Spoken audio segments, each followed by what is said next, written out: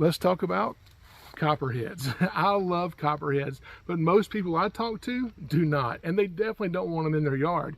But understanding copperhead behavior might just help you accomplish your goal if you don't want these things hanging around your house.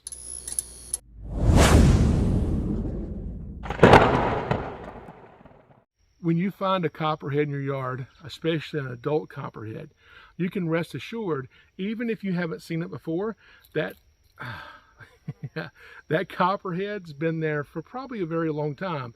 These snakes can live 15, 20 years, maybe even more, and they'll live their entire life in that 10-acre or so area, and they don't really venture out of that.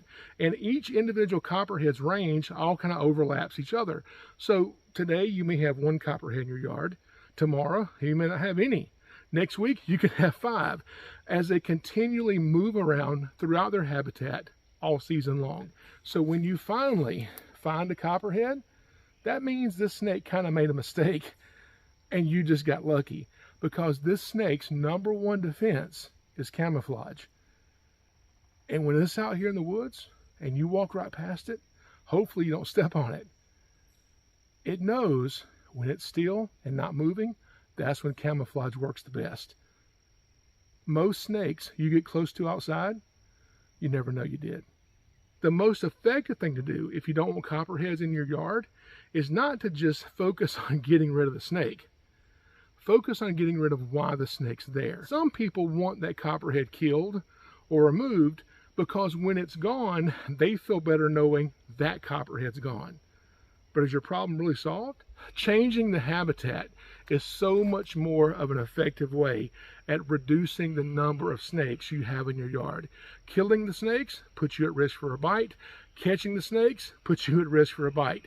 And if you're removing snakes from a habitat that's suitable for snakes, what does that mean? Other snakes will show up and take their place.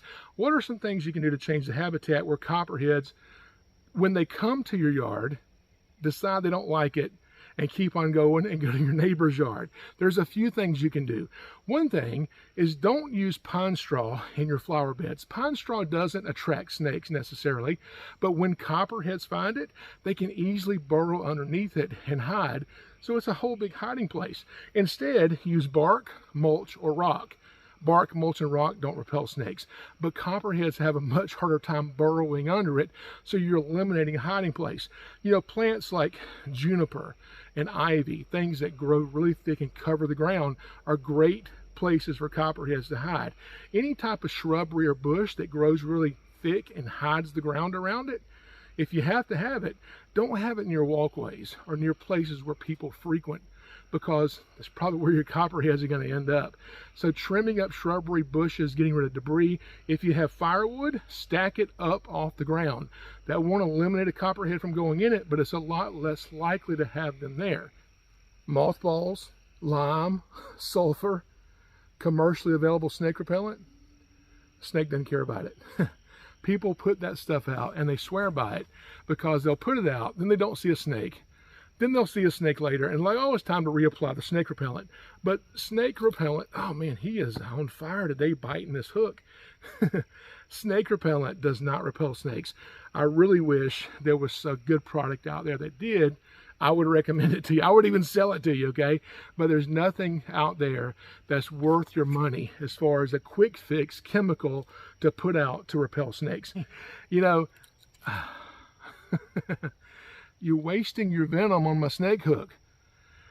Speaking of this snake's venom, this snake has something in his venom called contortristatin. It's been shown in lab tests to reduce breast cancer tumors by 70%.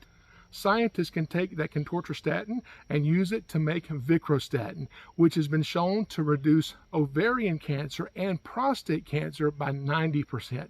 That's all from one snake, the amazing copperhead. One myth about venomous snakes is that the babies can't control how much venom they inject. That's not true. The juvenile snakes can control how much venom they inject, but let's just say they can't. Let's just say a baby copperhead bites you and gives you 100% of its venom. And this adult male copperhead, he's been around longer, a little smarter. He meters his venom and only gives you 10% of it. that 10% by volume is still more than the baby's got in his whole body. I don't care what species of snake it is. The bigger the snake, the greater potential for a really bad bite. So if you want to get rid of snakes in your yard, change the habitat. Don't kill the snakes.